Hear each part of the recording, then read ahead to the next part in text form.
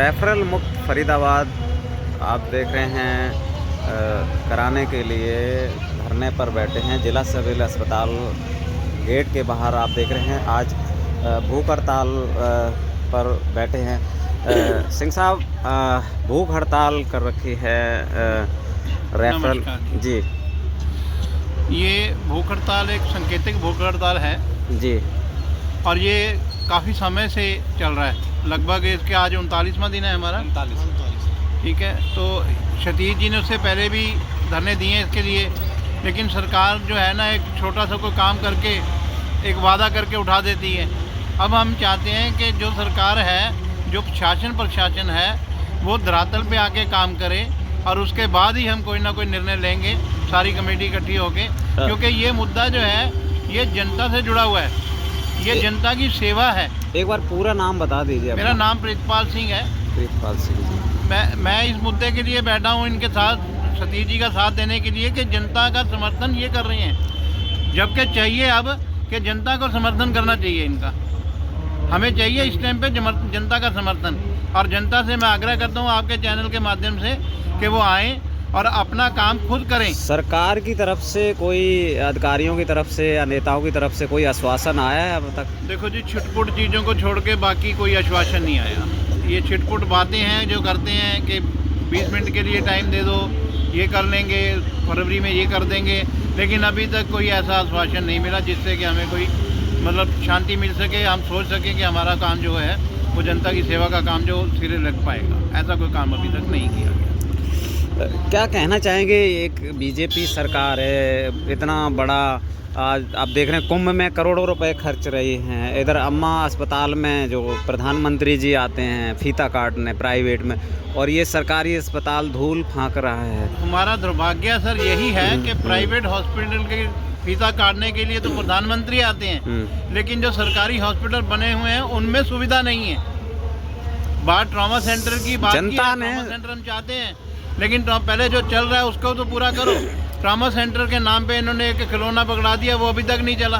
2021 से लेकर 4 साल तक कैंसर जो है ऐसे का ऐसे ही पड़ा है, उसमें कोई सुविधा नहीं है। डॉक्टर मेरे को लगता है वहाँ पे इंजेक्शन लगाना भी भूल गए होंगे, कोई सुविधा नहीं मिल पा रही। जनता ने बीजेपी को पूंजीपतियों को बढ़ाने के लिए चुना है या सरकारी अस्पताल, सरकारी फैक्ट्रियाँ या सरकारी स्कूल और जो सरकारी व्यवस्था है उनको सुदृढ़ करने के लिए चुना, भलाई के लिए चुना गया था जी। लेकिन अब बीजेपी क्या कर रही है ये बीजेपी वाले जाने, क्योंकि बीजेपी ने अभी तक धरातल पे आके स्वाय सड़कें और सीवरेज के अलावा इन्होंने अभी तक कोई काम शुरू नहीं किया।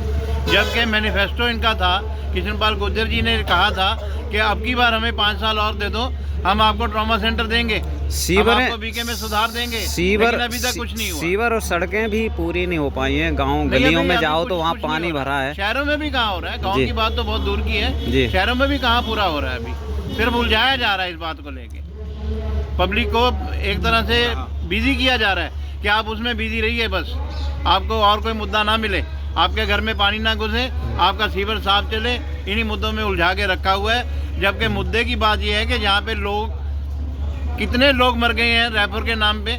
यहाँ पे एक पेशेंट आता है, पेट में दर्द है, उसको रेफर कर दिया जाता है दिल्ली, हमारे पास सुविधा नहीं है। भाई कारण क्या है, क्यों नहीं है सुविधा?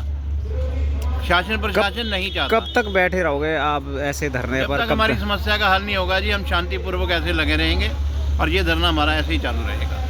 कपड़ा जी 40 दिन से भी ज़्यादा हो गए हैं धरने पर बैठे बैठे। सरकारी तरफ से कोई आश्वासन आया है? नेताओं की तरफ से कोई आश्वासन आया है? नेताओं मंत्री को कोई फर्क नहीं पड़ता, यहाँ रोज लोग इलाज के अभाव में मर रहे हैं जी। भाई मंत्रियों, संतरियों, नेताओं का, अधिकारियों का इलाज तो हमारे खर्चे से 5 स्टार अस्पतालों में होता है जी। उन्हें क्या परवाह पड़ी है कि यहाँ लोग मर रहे हैं? अगर ये लोगों के प्रति, जनता के प्रति समर्पित होते, संवेदनशील होते तो ये हमें बैठने की आवश्यकता ही नहीं थी यहाँ पर। आप भली भांति जानते हैं सिविल अस्पताल की क्या दुर्दशा है। सिविल अस्पताल आज किलिंग अस्पताल बने हुए, लोगों की जान ली जाती है। रेफर का दूसरा नाम मौत है।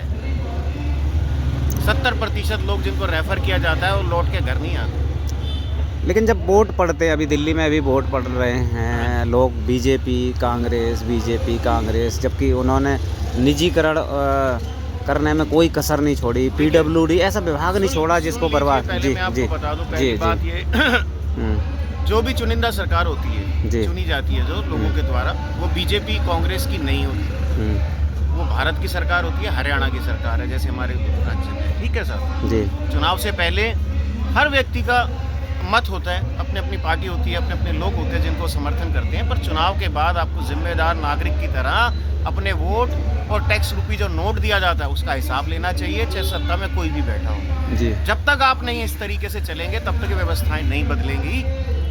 व्यवस्था तभी बदलेगी जब आप लोग जागरूक होंगे। सीधी सी बात है भाई साहब, लोग कहते हैं सरकार नहीं सुनती, मैं कहता हूँ लोग बोलते ही नहीं। आपके दर्शक जितने भी देख रहे होंगे, मुझे नहीं लगता उनमें से 0.1% लोगों ने भी अपने कभी किसी मंत्री को बोला होगा कि बीके में मेरे को दवाइयाँ नहीं मिलती, बीके में ICU चालू नहीं है, या हमें कोई ट्रॉमा सेंटर चाहिए शहर में। जब वोट मांगने जाते हैं कोई भी नहीं बोलता जी। कोई बोलता है तो बता दो यार, जरूर कमेंट्स में जरूर लिखें। साष्टांग लेट जाते हैं। मैं साहब वही कह रहा हूँ, कमेंट्स में वो लोग जरूर अपना नाम लिखें जिन्होंने अपने मंत्री, विधायक, अधिकारियों से कभी ये कहा हो कि हमें यहाँ पे जन सुविधाएं चाहिए।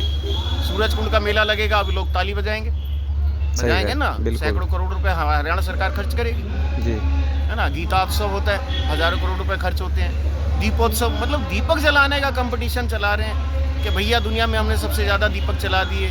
यार इनसे धरातल पे किसी को फर्क पड़ता है क्या? आप नए अस्पताल खोलो, जो अस्पताल चल रहे हैं उनको अपग्रेड करो, जो डॉक्टरों का अभाव है वो भरो, नए रोजगार सृजन होंगे, समाज को चारों तरफ से लाभ होगा। देखिए छायसा में अगर आप IPD शुरू करते हैं, वहाँ 85 डॉक्टर के पद है, 35 भरे हुए हैं, 50 डॉक्टर आएंगे वहाँ पे और स्टाफ भरा जाएगा। जब आप सुविधाएं देंगे तो लोगों को रोजगार मिलेगा। आस पड़ोस में भी लोग जब दूर दूर से इलाज कराने आएंगे, हाँ अर्थव्यवस्था को भी बढ़ावा मिलेगा। अब जमीन पे काम ही नहीं कर रहे, सच्चाई ये है।